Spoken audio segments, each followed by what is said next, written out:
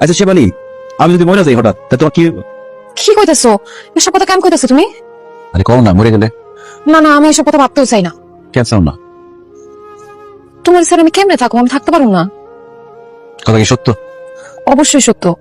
তোমার ছাড়া আমি এই জীবন চাই না। 28 বছর বয়সে আমি বিয়ে করছি। 4টা বছর ধরে তোমার সাথে সংসার করি। তোমার আমার প্রেম হয়ে 4 বছরের। 4 বছরে আমাদের এমন সম্পর্ক হয়ে গেছে যে একজন আরেকজনের ছাড়া থাকতে চাই না। কিন্তু একটা ব্যাপার চিন্তা করে দেখো, মায়ের নারী ছেড়া 2 আপন ভাই এত বছর একসাথে থাকতাম। গত 2টা বছর ধরে আমি আমার ভাইরে দেখি না, ভাইটার লোকে কথা কইতে পারি না। আমার ভিতরটা কেমন লাগে তুমি কও? কথা কও না কেন? আমি কি কথা কইতে না করছি? না তো করছি। কখন না করলাম? কবে না করলাম আমি? কেন বাথরুম সব ফ্ল্যাটের রুমটা তুমি সোহেলের দিতে মানা করো নাই? দোকান ভাগের সময় আমি 1.5 লাখ টাকা নিতে চাইছি, তুমি আমার আটকাও নাই? সোহেলের নামে মামলা করার জন্য তুমি আমার উকিলের কাছে পাঠাও নাই? ওর বউর সাথে তুমি ঝগড়া করো নাই, তার গালিগালাজ করো নাই? ও, এখন শব্দ আমার হয়ে গেছে না? আমি সব করছি। সোহেল আর সোহেলের বউ তো কিছু করে নাই। হ্যাঁ ওরাও করছে, কিন্তু আমি তো বড় ভাই, তুমি তো বড় ভাবি।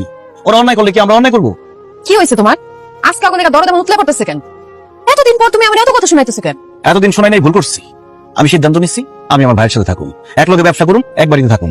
আমি থাকুন না, তুমি তোমার ভাই লগে গিয়া থাকো, আমি থাকতে পারবো না। আমি নাই এসবে। না থাকলে নাই, সিদ্ধান্ত নিয়ে ফেলাইছি। মিথ্যাবাদী বউর সাথে থাকার চেয়ে না থাকাই ভালো। মিথ্যাবাদী? আমি মিথ্যাবাদী? অবশ্যই মিথ্যাবাদী। একটু আগে তোমার জিজ্ঞেলাম না যে আমি মরে গেলে তুমি কি করবা, তুমি আমার কইলা আমার ছাড়া নাকি তুমি থাকতে পারবো না। যখনই শুনলাম আমরা 2 ভাই এক লগে থাকুন, তখনই তুমি আবার থাকতে চাও না। তাহলে কি তুমি মিথ্যাবাদী হলে না? দেখো, এই কথা আর এই কথা এক না। যেই বউ জামাইয়ের পরিবার থেকে আলাদা করতে চায়, সেই বউ আর যাই হোক ভালো মানুষটা। এরকম বউয়ের আমার কোনো দরকার নাই। আসো আসো, শুনছো ভাইজান কি কয়? শুনছো? এরকম বউ থাকার কোনো দরকারই নেই। এতগুলো বছর 2 ভাই এক লগে বড় হয়েছি, একসাথে থাকছি, কত কথা কাটাকাটি হয়েছে, ঝগড়া হয়েছে, মারামারি হয়েছে, কথা কওয়া বন্ধ হয়েছে। তারপর 2 ভাই আবার এক হয়ে গেছি বিল্লা, একসাথে চকলেট খাইছি, আইসক্রিম খাইছি।